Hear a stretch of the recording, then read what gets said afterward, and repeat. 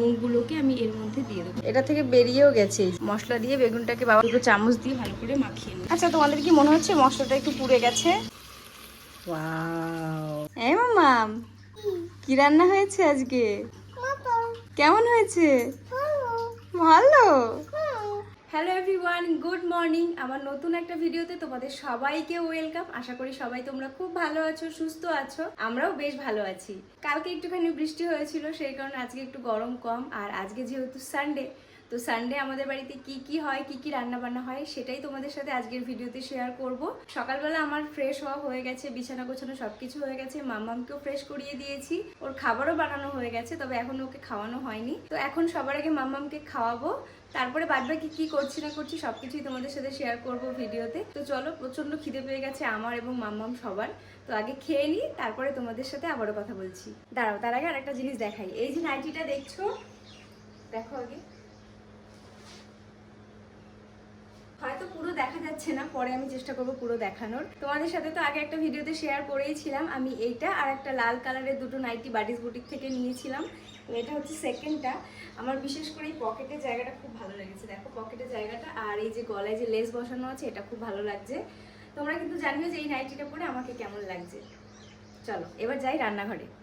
তো আমি চলে এসেছি রান্নাঘরে, আর এসেই আমি না একটা কাণ্ড ঘটিয়ে দিয়েছি। কাণ্ড বলতে দেখো, কালকে চিড়ে এনেছিলাম, তো চিড়েটার মধ্যে ঢালতে গিয়ে আমি ওখানে মানে আমি ঢালতে গিয়ে বলতে মানে কৌটোটাকে আনার জন্য চিড়েটা বা হাতে ছিল, প্যাকেটটা হাত থেকে ছিটকে পড়ে যায় নিচে, আর হচ্ছে অনেকটা পড়ে যায়। বাদ বাকি প্যাকেটে যতটুকু ছিল ততটুকু আমি এখানে ঢেলেছি। এখন আমি মামামের জন্য যে ওটস বানিয়েছি, ওটসটা খাওয়াবো কলা দিয়ে, আর আমি ওই চিড়ে দিয়ে দুধ দিয়ে যে খেয়ে নেবো। আলাদা করে ব্রেকফাস্ট বানানোর এখন সময় নেই।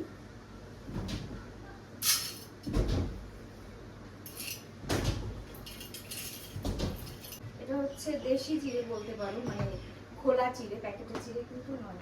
তো মাম্মামকে খাইয়ে নি, তারপর তোমাদের সাথে আবারও দেখা হচ্ছে। তো আজকে যেহেতু সানডে, আর সানডে মানে আমাদের বাঙালি বাড়িতে ভালো মন্দ খাওয়া দাওয়া হয়। আমাদের বাড়িতেও ভালো মন্দ বলতে সানডেতে চিকেনই রান্না হয়। তো মাটন খুব একটা খাওয়া হয় না, আজকে অনেকদিন পর মাটন এনেছি। তো এখানে হচ্ছে মাম্মামের জন্য তুলে রেখেছি, আর এটা হচ্ছে বাবার আর আমার জন্য। এটা হচ্ছে ম্যারিনেট করে রেখে দেবো কিছুক্ষণ, তারপরে রান্না করবো। আজকে কিন্তু অনেকদিন পর মাটন রান্না করবো। তো প্রথমেই দেখো আমি এখানে হচ্ছে পেঁয়াজ কুচি দিয়ে দিয়েছি। পেঁয়াজটা আমি হাত দিয়ে দিয়েছি, কিন্তু এরপরে আর আমি হাত লাগাবো না, নাহলে আমার হাত প্রচণ্ড জ্বলবে। এই মশলাটা হচ্ছে আগের দিন মাছ রান্না করেছিলাম সেটার। এটা হচ্ছে এখানে আছে পেঁয়াজ, আদা, রসুন আর জিরে। আজকে আর একটা মশলা বানাবো। তো আমি এখানে লেবুটাকে বাদ দিই, আমি এখানে পুরো মশলাটা দিয়ে দেবো।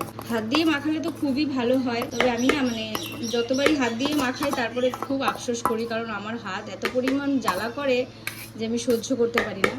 আর এখন যেহেতু গরমের সময়, তো আমি আর হাত দিয়ে রিস্ক নেব না। এখানে যে আলুও কেটে রেখেছি অনেকগুলো, এখান থেকে মামামের জন্য যাবে 3 পিস, আর বাদবাকি আমাদের জন্য। এখানে আমি হচ্ছে এখন দিয়ে দিচ্ছি নুন। মশলাটা দেওয়ার পর আমি কড়াইতে কিভাবে মাটনটা রান্না করি সেটাই মেনলি তোমাদের সাথে শেয়ার করব, কারণ অনেকে বলে যে কড়াইতে রান্না করলে নাকি মাংস সেদ্ধ হয় না। তো যাই হোক, আমি কড়াইতেই করি, প্রেশার কুকারে করি না।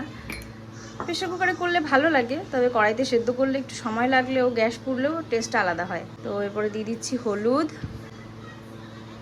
এরপরে আমি দেব সরিষার তেল। এবার আমি এটাকে 2 চামচ দিয়ে ভালো করে মাখিয়ে নিই।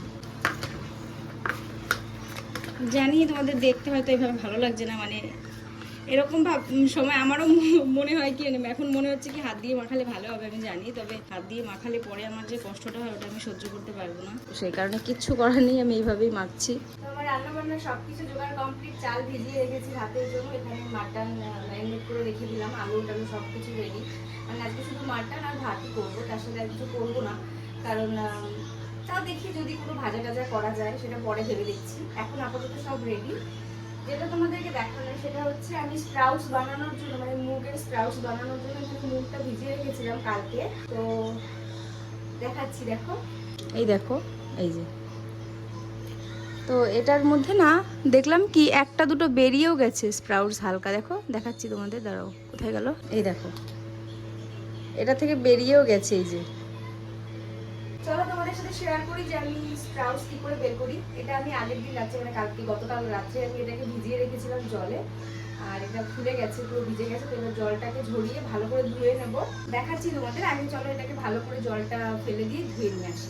আমি এটাকে দুবার পরিষ্কার জল দিয়ে ভালো করে ধুয়ে নিয়েছি, মানে কালকে ভেজানোর আগেও ধুয়েছিলাম, আজকে ভিজে যাওয়ার পর একটু সাদা সাদা কেমন বেরোচ্ছিল মানে দেখা যাচ্ছিল, তো সেই জন্য আমি এটাকে ধুয়ে দিয়েছি সাদাটাকে। এবার হচ্ছে এই যে একটা সুতির কাপড়, এটা আমি ভালো করে ধুয়ে নিয়েছি, মানে ধোয়াই ছিল, তারপরে আবার একটু ধুয়ে নিয়ে ভালো করে নিংড়ে নিয়েছি, এটাকে মানে চিপড়ে নিয়েছি, জলটাকে ঝরিয়ে নিয়েছি। এবার মুগগুলোকে আমি এর মধ্যে দিয়ে দেবো। ছোলার স্প্রাউটসও আমি এভাবেই করি, তাছাড়া স্প্রাউটস মেশিন পাওয়া যায় মানে কন্টেনার, অনলাইন থেকে ওগুলো কিনে নিলেও হয়। তবে আমি এভাবে হয় বলে আর কিনি না, তবে ভাবছি কিনবো। মানে আগে তো খেতাম না, আমার বান্ধবীর ভিডিও দেখে আমি খাওয়া শুরু করেছি, কারণ এটা খুব হেলদি। এবার আমি কি করব, এখানে একটা গিট দেব, তারপর এইভাবে করে এখানে আরেকটা গিট দেব, দুপাশে দুটো গিট দিয়ে তারপরে এই দেখো মানে আমি কোনো ফাঁকা রাখিনি, তবে একটু জায়গা রেখেছি যাতে ও একটু মানে আর কি বেরোতে পারে ঠিকঠাক করে। এবার এই যে দুটো জায়গা মানে দুটো গিট, এই দুটোকে একসাথে এরকম করে বেঁধে দেবো।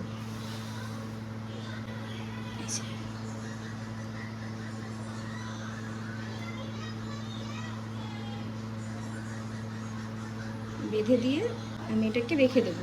কালকের মধ্যে কিন্তু স্প্রাউটস বেরিয়ে যাবে, এরকমভাবে আমি বাইরেই রাখি। হ্যাঁ, তারপর স্প্রাউটস বেরোনোর পর এটাকে 2-3 দিন এয়ার টাইট কন্টেনারে স্টোর করে রাখাও যায়, মানে রেখে রেখে খাওয়া যায়। আজকে যেহেতু আমি ইন্ডাকশনটা ইউজ করব না, তো সেই কারণে এই কাপড়টা ভাঁজ করে নিয়েছি, টাওয়ালটা, এটাকে এখানে এইভাবে রেখে তারপর এটা যেহেতু এটা একটু ভেজা ভেজা তো জল পড়তে পারে, তো সেই জন্য এইভাবে রাখি। তো এখন আমি এই যে আম কেটে ফেলেছি, মাম্মাম তো সকালের খাবার খেয়েছে, অনেকক্ষণ হয়ে গেছে, তো এখন একটুখানি আম খাবে।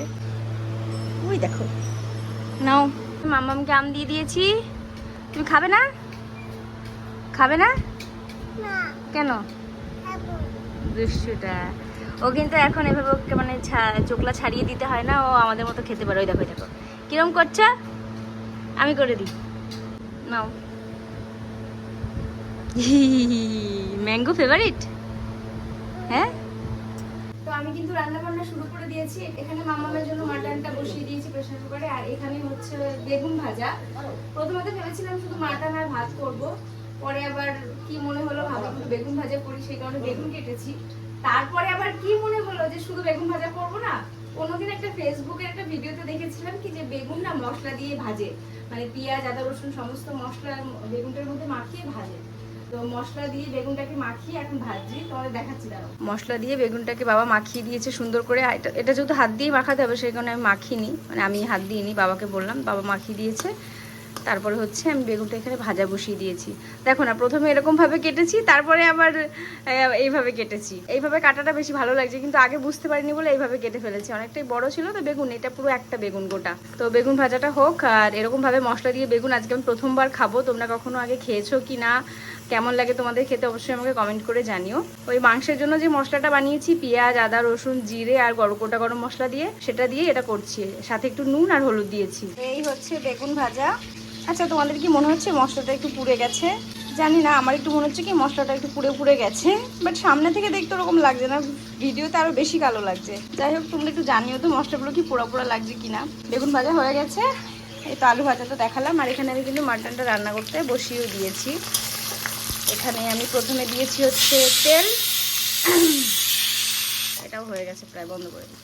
প্রথমে আমি তেল দিয়েছি, তেল দেওয়ার পরে তেলের মধ্যে দিয়েছি গোটা গরম মশলা ফোড়ন। গোটা গরম মশলা বলতে কয়েকটা এলাচ আর একটু দারুচিনি ফোড়ন দিয়ে, তারপরে ফোড়নে আরও জিনিস দিয়েছি, যেমন তেজপাতা জিরে শুকনো লঙ্কা আর গোটা গরম মশলা। সব কিছু ফোড়ন দেওয়ার পর ফ্লেভারটা একটু বেরিয়ে গেলে, মানে একটু ফ্লেভারটা আসতে শুরু করলে, তখন আমি এখানে কোচানো পেঁয়াজটা দিয়ে দিয়েছি। এখন পেঁয়াজটাকে না ওই একটু লাল লাল করে ভেজে নেব সুন্দর করে। আর আমার এই রান্না করার সময় ফোনে এত সমস্যা হয় না, কি বলবো, ফোনটাকে পাল্টাতেই হবে। এবার এখানে আছে পেঁয়াজ আদা রসুন জিরে আর গোটা গরম মশলা বাটা। এবার আমি এর মধ্যে একটুখানি জল অ্যাড করবো, কেন জানি মশলা কষানোর সময় আমার একটুখানি জল না দিলে ভালো লাগে না, মনে হয় কি মশলাটা পুড়ে যাবে। তোমাদের কিরকম হয় তাহলে আমাকে জানিও, হ্যাঁ, কমেন্ট করে। এখন কিন্তু আমি এর মধ্যে ম্যারিনেট করা মাংসটা অ্যাড করবো। এই যে মাংসটা আমি দিয়ে দিয়েছি, দিয়ে মশলার সাথে মিশিয়েও নিয়েছি। যে মুহূর্তে মাংসটা দেবো মশলার মধ্যে ওই মুহূর্তেই ফোনে আবার সেই সমস্যা হলো, এত খারাপ লাগে না কি বলবো। যাই হোক, এই যে মাংসটা দিয়ে দিয়েছি মশলার মধ্যে, তারপরে এখন সুন্দর করে কষিয়ে নিচ্ছি। কিছুক্ষণ কষানোর পর আমি ঢাকনা চাপা দিয়ে রেখে দেবো, যাতে একটুখানি সেদ্ধ হয়ে যায়, মানে মশলার সাথে মাংসটা যাতে পুরো মিশে যায়, একটু সেদ্ধ হয়ে যায়, ফ্লেভারটা আসে ভালো, সেই কারণে। তারপরে ঢাকনা খুলে আমি আবার সুন্দর করে মাংসটাকে পুরো কষিয়ে নেব। তারপরে কিন্তু আমি এর মধ্যে গরম জল অ্যাড করে তারপরে ওই তো জলটা ফুটতে থাকবে, ঢাকা দিয়ে রাখবো, সিদ্ধ হবে, এভাবেই করব। আর আলুটা আমি আরও মানে যখন জলটা দেবো তখন অ্যাড করব। এই সব কিছু এখন বলে দিলাম। এদিকে দেখো যে ভাতটাই হয়ে গেছে। এই সব কিছু আমি বলে দিলাম, তার কারণ হচ্ছে আমি জানি না ভিডিও করতে পারবো কি না, ফোনে হঠাৎ করে সমস্যা হতে পারে। একটা জিনিস দেওয়ার কথা তো আমি প্রায় ভুলেই গেছিলাম, ভুলেই গেছিলাম, তবে ভাগ্যিস সঠিক সময় মনে পড়েছে, সেটা হচ্ছে দই। মাটনে দই না দিলে কি ভালো লাগে বলো তো? এই মাংসতে দেব। ওয়াও, কি ভালো লাগে না দেখতে, দেখো তো ভীষণ ভালো লাগে। কিন্তু এই কষা মাংসের ওপর দইটা পড়লে দিলে খুব সুন্দর লাগে দেখতে, আমার খুব ভালো লাগে। এবার আমি এটাকে সুন্দর করে কষিয়ে নেব। তো এখন হচ্ছে আমি এটাকে ভালো করে এই যে গ্যাসটা বাড়িয়ে দেবো, বাড়িয়ে দিয়ে সুন্দর করে কষিয়ে নেব। তারপরে জল দিয়ে দেবো, গরম জল। জলটা কষাই আর গরম জলটা বসিয়ে দিই। আর এই হচ্ছে মাম্মামের মাটন। দই দেওয়ার পর মাংসটা কিছুক্ষণ কষিয়ে নিয়ে আমি ঢাকনা দিয়ে রেখেছিলাম, ওই 5 মিনিট মতো হয়েছে। এবার ঢাকনা খুলে আবার একটু সুন্দর করে কষিয়ে নেবো। দেখো কেমন তেল ছেড়েছে মাটন থেকে। এবার আর ঢাকা দেবো না, মনে হচ্ছে মাটনটা ভালো তাড়াতাড়ি সেদ্ধ হয়ে যাবে, কারণ মাম্মামেরটাও আমি 3টে সিটি দিয়েছি প্রেশার কুকারে, তাই গলে গেছে, একদম সুন্দর সিদ্ধ হয়ে গেছে। তো সেই কারণে আমি আর ঢাকনা দেবো না। এখন এটাকে সুন্দর করে কষিয়ে জলটাকে পুরো শুকিয়ে নিয়ে তারপর আমি এর মধ্যে গরম জল দেবো। এই যে গরম জল হয়ে গেছে, চলো এটা কষিয়ে নিই সুন্দর করে। তো আমার কিন্তু রান্নাবান্না শেষ। রান্নাবান্না করার পর রান্নাঘরটা পরিষ্কারও করে নিয়েছি, ঘরে একটু কাজ ছিল সেগুলোও করে নিয়েছি। তারপরে মাম্মামকে স্নানও করানো হয়ে গেছে। এখন মাম্মামকে খেতে বসাবো। তো মাম্মাম কিন্তু আজকে জানে না যে মাটন রান্না হয়েছে। তো চলো দেখি মাম্মামের কি রিয়াকশন হয়। এই মাম্মাম, কি রান্না হয়েছে আজকে? কেমন হয়েছে? ভালো। তুমি খুশি হয়েছো? কতটা? কি কি আছে এখানে? 2 পিস মাটন, একটা আলু, একটু ভাত, আর এখানে আছে স্যালাড। পেঁয়াজ তো খেতে পারে না, তাই শসা আর টমেটো। কেমন হয়েছে? টেস্টি? মাটন তোমার ফেভারিট? খাও।